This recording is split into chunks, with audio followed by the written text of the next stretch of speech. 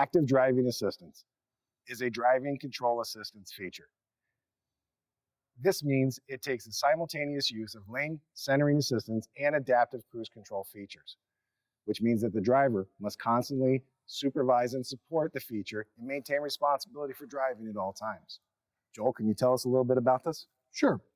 This system is pretty unique where it's using the forward camera and sometimes the forward radar, depending on the manufacturer. What it's going to do is a couple things. First, it's going to keep you in your lane. So it'll center the car in the lane. If you start to drift off, most of them will actually pull you back into the lane, or at least alert you that you're moving out of the lane. They'll also do adaptive cruise control, so you can set the cruise control and you can let it go, and it'll actually, most of them will actually stop and go, so you can come to a full stop in traffic, and it'll continue on as needed.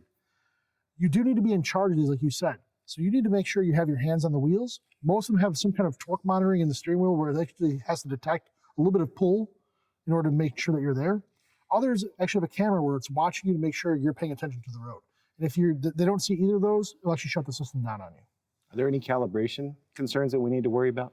Yeah, there's calibrations for these. You need to follow the OEM procedure on those. There's going to be camera calibrations, radar calibrations, depending on what systems the OEM uses. But there will be calibrations that need to be done, and if they're not done correctly, it can cause the system to not work or work incorrectly.